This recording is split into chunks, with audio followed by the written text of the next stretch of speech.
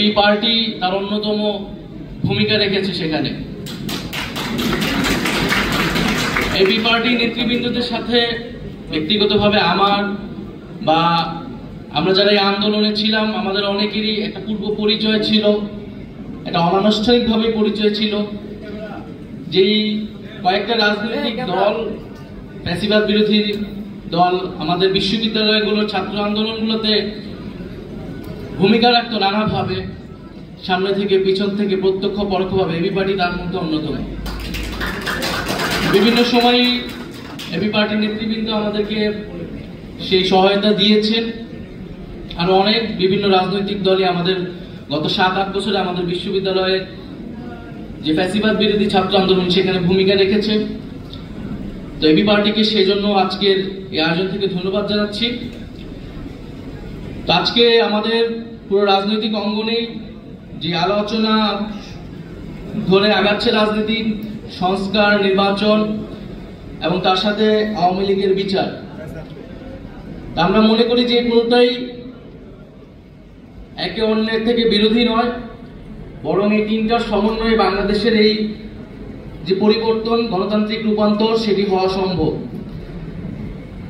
5ই আগস্টে বাংলাদেশের জনগণ আওয়ামী লীগের বিরুদ্ধে একটি রায় দিয়েছে যে আওয়ামী লীগ বাংলাদেশে আর কখনোই রাজনীতি করতে পারবে না।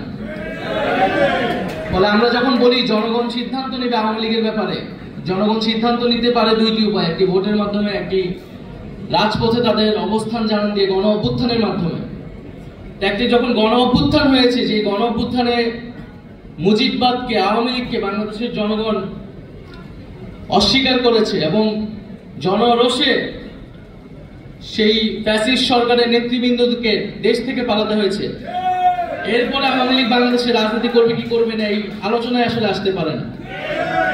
আমরা মনে করি আওয়ামী লীগের সেই নৈতিক ভিত্তি, রাজনৈতিক ভিত্তি হারিয়েছে। এখন তার আইনি বন্দোবস্ত কি হবে, কোন প্রক্রিয়ায়, কোন আইনি কাঠামোতে আমরা আওয়ামী লীগকে বাংলাদেশের রাজনীতি থেকে দূর করতে পারি এবং একটি গণতান্ত্রিক প্রক্রিয়ায় যেতে পারি, সেই বিষয়ে আমাদের সেই পথ আসলে উত্তরণ করতে হবে। তো সেই জায়গায় আওয়ামী লীগের নিবন্ধন বাতিলটা এই সময় অতি দ্রুত সময় আসলে করা উচিত। বিচার চলাকালীন সময়ে সাংগঠনিক রাজনৈতিক কার্যক্রম নিষিদ্ধ ঘোষণা করতে হবে এবং বিচারের মধ্য দিয়ে আওয়ামী লীগের একটা চূড়ান্ত ফয়সালা হয়তো আমরা পাবো। দ্বিতীয়ত সংস্কারের কথা সকল রাজনৈতিক দলগুলাই বলছে। আমরা বলছি যে একটা মৌলিক সংস্কারের জায়গায় আমাদের ঐক্যবদ্ধ হতে হবে, যেই সংস্কারের মাধ্যমে শাসন ব্যবস্থা এবং ক্ষমতা কাঠামোর পরিবর্তন হতে পারে। সেই মৌলিক সংস্কার যদি না হয় তাহলে বাংলাদেশের আসলে যে আকাঙ্ক্ষার জায়গা থেকে পরিবর্তন, সেই আকাঙ্ক্ষা আসলে বাস্তবায়িত হবে না। তৃতীয়, নির্বাচন খুবই গুরুত্বপূর্ণ এবং নির্বাচন মানে হচ্ছে ক্ষমতা হস্তান্তরের প্রক্রিয়া এবং এই প্রক্রিয়া নিয়েই বাংলাদেশের সবসময় যে রাজনৈতিক দ্বন্দ্ব তৈরি হয়েছে এবং এই শান্তিপূর্ণ ক্ষমতা হস্তান্তরের জন্য আসলে প্রাতিষ্ঠানিক নিয়মের বাইরে প্রয়োজন রাজনৈতিক দলগুলোর সদিচ্ছা, রাজনৈতিক সংস্কৃতির পরিবর্তন, রাজনৈতিক দলগুলোর মধ্যে নিজেদের মধ্যে সেই আস্থা এবং বিশ্বাসের জায়গা অর্জন করা। সেই আস্থা ও বিশ্বাসের জায়গা যদি অর্জন না হয় তাহলে শান্তিপূর্ণ ক্ষমতা হস্তান্তরের যেই সংস্কৃতি সেটি বাংলাদেশে আমরা চালু করতে পারবো না।